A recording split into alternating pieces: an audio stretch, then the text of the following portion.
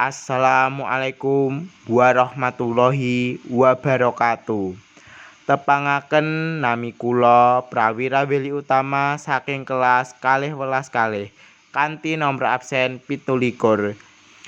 Ing kesempatan menika kula badhe maosaken sawijining cerkak kanthi irah-irahan pamotahé Bapak. Mugi panjenengan sedaya kersa mirengaken kanthi sae. Matur nuwun. Tekane Yundari sing setiren dhewe gawe kagetku. Ora kaya adate sumringah saka kadohan wis undang-undang anak karo gawa es krim. Kramane anakku iki ora ulate peteng. Durung-durung atiku tratapan. Wah, iki mengko ngalamat kena sengrem.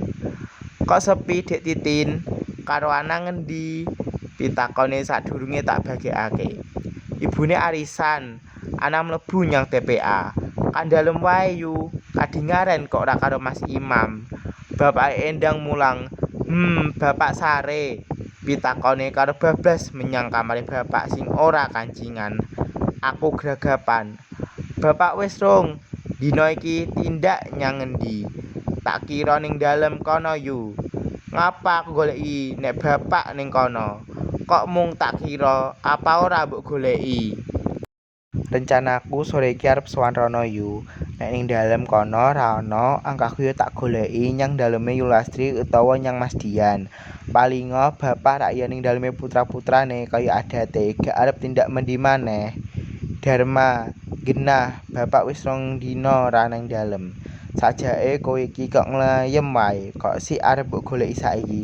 Kowe iki mestine rak ngerti, bapak wis sepuh, tindake wis gruyuhan, paninggale rada lamur. Pamirenge wis ra genah. Lah kok kowe tega-tegane ngejarne bapak tindak ijen. Nek ana apa-apa nang dalan njur piye? Kok sik ta Yundari. Jenengan aja njur kesusu ngarani ngono. Kapan ta nek bapak ngrasakake tindak nyang putra-putrane? Ora tak derekake. Nek ora aku ya Jeng Titin. Kuwi nek weruh yu. Lah wingi kuwi aku ning kantor Jeng Titin mulang anak sekolah yuk to nyang pasar. Dadi ana sing weruh. Mung jarene tangga-tangga bapak nitih kol ngalor. Tak pikir palinga ya nyang daleme Yulastri. Bapak keri-keri iki sikape ra nganeh-nganeh yu, gampang tersinggung, sithik-sithik duka tanpa sebab. Tindak ra tau pamit sapa-sapa. Aku mau ditilpon Lastri ke kantore. Iki mau aku mampir kono. Bapak ning kono ta? Yundari gedeg. Bapak esuk mau tindak Kediri diderekne Dian. Yang Kediri, yang daleme bulik ruroh adine ragil, jare ning omah hawane sumuk tak kerasan. Aku unjal ambekan. Rasa perih sumusup ing ati. Dharma, aku pingin nglumpukne dulur-dulur. Sesuk sore ning kene aku mantuk alon. Aneh apa luputku, lupute bojoku, anakku lan rewangku. Kok nganti bapak ngendikan hawane omah sumuk. Saka rumangsaku ora kurang-kurang oleh ku ngrumat lan ngopeni bapak. Semono uga bojoku, omong kosong, polah sak polah, tansah ati-ati, amrih ora gawe gelane bapak. Saben dina ngladeni bapak kanthi sabar lan telaten. Apa meneh yen bapak getah kanthi asih lan gemati oleh ngrumat. Ora mondo-mondo yen anak mantu gemati ngluwihi yen marang bapake dhewe. Olehku urip sak omah karo bapak wis 5 taun luweh. Saploke ibu seda biyen padha eker-ekeran. Sapa sing gelem ngingoni keprabone wong tuwa?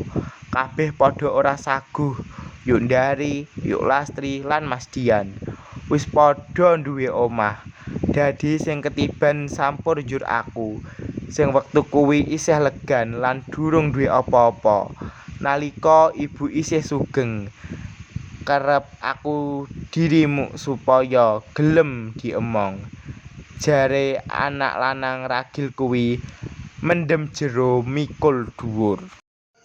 Yen sing arep klobani bapak wae rayaan sauger bapak kersa diboyong nanging bapak uga ora kersa ninggalake omahe sing gedhe magrong-magrong Tegal sawah sing amba sailak-ilak. Bapak ora pengin dadi sanggane anak pensiunane minangka mantri guru lan duwite asli Tegal sawah wis turah-turah yen mung kanggo ngingoni wong siji. Bapak sutik ngrusuhi anak ngono jarene. Nanging sing tak gumuni kanyatan sikape bapak saiki. Kira-kira wiwit sewulanan kapungkur sadurunge kuwi bapak ora duwe watek lan tingkah sing aneh-aneh. Yen mung nyinyir ngono wae ora nggumun. Biasane kanggone mung saumur bapak aku karo bojoku wis bisa nyrateni. Adate yen sore nonton TV karo jagongan lan guyon ger-geran karo wong saomah. Saiki wiwit sore wis ngeblang ing jero kamar. Yen ditakoni ape gerah malah salah tampa, jare ndongakake gerah terus lan enggal seda. Yen wis ngono njur mogok dhahar, mogok sapa aruh karo wong saomah, nganti anakku wedi cedhak eyange. Wedi yen disentak, wedi yen dijewer, aku nganti judeg. Kabeh teka Yundari, Yulastri lan Mas Dian. Ora ana sing ngejak bojone sawise padha bagi binage, njur padha lungguh ing ruang jero. Adi-adiku sing tak tresnani, kowe kabeh sengaja tak klompokake, sajake ana bab-bab wigati sing kudu kita rembug bebarengan, sing kudu kita jentrehke amrih genahe. Yundari bukani rembug. Yulastri seminggu kapungkur bapak mundhut pensiunane sing ngeterne aku habar pisan duwite ora kecer nyang aku apa maneh nyang bojoku lan anakku malah bayaran kapungkur kas tak cekeli 20.000 nyang ibune anak ditambahi 5.000 sabubare kuwi duit klopo lan panenan dele ya tak aturne ditampani yasane ora kersa keri-keri iki bapak sambat ora kagungan duit aku yo gumun duwite bapak njur nyang ndi parane. Kabeh padha unjul ambekan sajak ana bab nyalawadi sing perlu kewiyak. Dharma, bapak wingi uga crita nyang aku ora kerasan manggon saomah karo kowe. Nek ngono bapak mau kanggonan aku Mas Dian mantuk, aku nekem dadaku. Ngendikane nek kowe arep ngenggoni omah iki bapak ora kabotan, bapak arep yoso dalem maneh kabeh sing krungu jomblak. Kagete wae durung mendho, dadak kesaru mencungule jeng titin sing sajak gupuh. Yundari mumpung padha nglumpuk apa pareng aku urun crita. Pitakone kanthi lambe keder. Crita apa ibune Ana? Mas Dian sing mangsuli. Aku nyuwun ngapura sadurunge iki aku ora crita sapa-sapa klebu nyang Mas Darmo. Bojoku nyawang aku mantuk alon. Gage tadik ndang crita pangatake Yulastri ora sabar nek kabeh wis budal dines. Meh saben dina sajrone sewulanan iki bapak nampa tamu. Tamu sapa? Lanang apa wedok? Pitakone Yundari mbrudul. Semi bakul godhong omah. Oh, crita Yulastri karo nutupi raine. Tresna critamu Ibu Ana. Kandhane Yundari tanpa melu eluhe Yulastri sing dumadakan wae tumetes ing pipine sing mulus. Omahe cedhak sawah, dalem kene sing kulon kali. Sawerni iku wadon kuwi rucah. Yul kandhane bojoku. Yundari sajak nalon rasa pangrasane. Kawitane aku ora percaya diceritane Yuktun. Jarene saben bali saka pasar wonge mesti mampir kene lewat lawang pager mburi.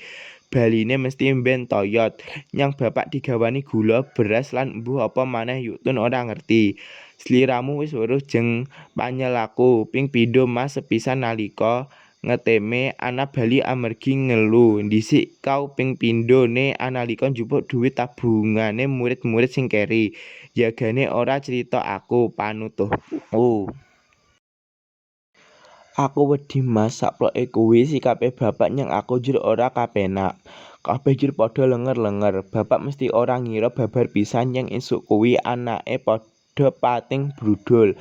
Liwat lawang pager mburi njur bablas menyang kamare Yuktun.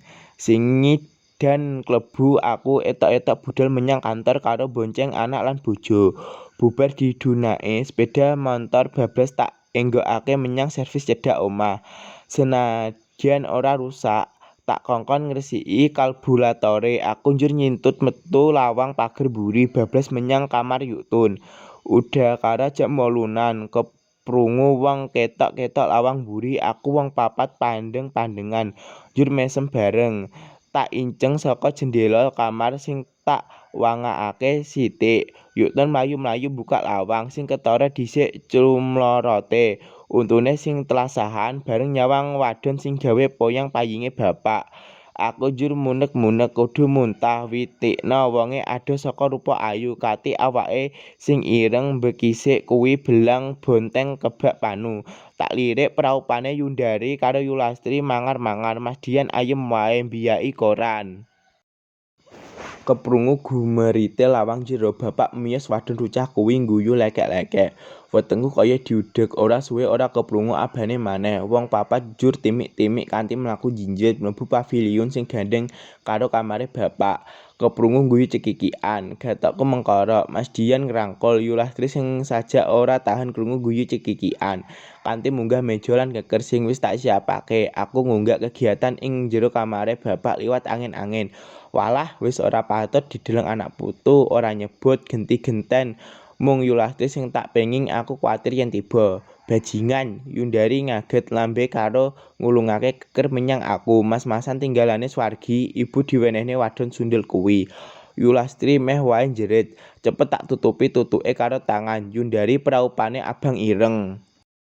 Saiki metu, wong papat metu, aku karo Yundari bablas menyang njaba omah. Mas Dian mlebu kamar Yuktun tentremake atine Yulastri sing sajak cuwep banget. Ora antara suwe lawang mburi diwengake njur ditutup maneh kaya welingku marang Yuktun. Bareng teka njaba Semi kaget bruntelan sing dipondhong tak rebut. Kalung gelang ali-ali giwang kagungane ibu dipretel Yundari. Wonge ora suwala. Iki dudu hakmu, nyoh dhuwit 10.000 iki sangumu, aja pisan-pisan midhek pekaranganku. Semi ora kumecap dhuwit ditampani kanthi tangan ngrewel. Kabeh njur asike biasa, senadyan Yulastri karo Yundari sajak angel banget oleh nyingidake srike ati. Ing teras njur padha guyon kanggo mancing miyose bapak. Tenan bareng krungu rame-rame bapak metu saka kamare. Kadingaren Yahmene kok wis padha teka kene, mentes apel kopri Pak, wangsulane Mas Dian saka cendhake. Kebenaran padha nglumpuk, aku arep rembugan karo kowe kabeh, kene ning jero kene. Wong papat pandheng-pandhengan. Bapak arep ngendikan apa? Pitakone Yundari kanthi panyawang tajem. Sawise kabeh lungguh ing ruang jero. Ngene le, Nduk, anak-anakku, ora amarga aku ora tresna karo kowe, ora. Aku seprene mung ngrusuhi kowe wae. Mung dadi sanggane Darma, bapak mendel nyawang aku, kersane bapak panyelane Yulastri. Piye saupama aku nggawe omah maneh, njur sing ngenggoni sapa Pak? Pantaute Yundari. Yo aku tanduk, karo Semi yo Pak, sanget wangsulane Yundari bapak jingkat nanging ujur mesem, kowe wis ngerti yo Nduk. Aku ora srujuk nek bapak krama karo wadon sundel sing arep meres bandane bapak kuwi. Bantas kandhane Yulastri. Lastri aturen lambemu. Panyentake bapak karo ngebrek meja, aku karo Mas Dian unjal ambekan bareng. Sawah-sawahku arep tak doli kabeh, tak nggo nggawe omah ning lemah parenge puntuk kae. Aku ora arep njaluk bantuan kowe kabeh, aku rasa njaluk palilahmu, kuwi sawah-sawahku dhewe, bondo-bondoku dhewe. Sereng ngendikane bapak kaya ora sebane kae. Apa wis panjenengan pengalih tenan Pak? Sareh pitakone Mas Dian, bapak malah mencereng. Apa rumangsamu, aku bayi wing sore. Kabeh wis mawa petungan mateng le. Bapak nek arep yasa dalem maneh ya monggo ning emut Pak. Apa bapak ora kleru milih Semi sing bakal ngancani nunggu omah anyar kuwi, kandhaku uga sareh. Ora, bapak wis mantep pilih dheweke sing bakal ngancani bapak ngentekake sisaning urip iki, ngendikane mantep. Bapak ki wong kinurmat amarga duwe pangkat lan derajat, diajeni disungkani mitra lan tangga. Ning saiki malik keblat telah sahe Semi wis mblerengi. Rasa lan pangrasane bapak lan dep kandhani Yundari. Bapak ora ngeman anak, ora ngeman jenenge keluarga. Saiki kare milih, bapak pilih anak apa pilih Semi? Jerite Yulastri. Cukup aku pilih Semi, kandhane bapak karo nglunggani anak-anake. Mlebu kamar dikancing. Telung dina bapak mogok dhahar, mogok sapa aruh karo wong saomah. Aku karo bojoku sing bingung nanging jare Yuktun yen tak tinggal dines bapak kersa miyos saka kamare. Semi sajake wis ora wani temenan mara. Bali saka kantor aku kaget adate kok mara bapak kancingan rapet iki. Geblak-geblak tak unggak sepi lamari kosong mlompong. Yuktun tak takoni ora ngerti judeg aku njur mlayu menyang Yundari, Yulastri lan Mas Dian. Bapak ora ana, kabeh njur bingung. Bulik Ruroh rawuh karo priyantun putri kira-kira yuswa 60 taun. Ngendikane bapak ora ana kono, lho njur tindak endi? Palinga nyang omahe gendakane, diparani wae kandhane Yundari kanthi ulat peteng. Aku karo Yundari sing budal, Mas Dian lan Yulastri ngancani Bulik Ruroh. Temenan bapak ing omahe Semi, tanpa uluk salam bapak sing lagi leyan ing emper tak parani. Bulik Ruruh tindak rene Pak, monggo kondur, kandhaku sereh kawitane bapak ora kersa nanging tak tripih wusanane kersa. Bareng teka dalem, bapak bablas mlebu kamar, ora metu-metu. Bulik Ruruh sing diilani mlebu kamar. Kancane Bulik mau asmane Bu Tati, pensiunan kepala SD, putrane telu wis mentas kabeh.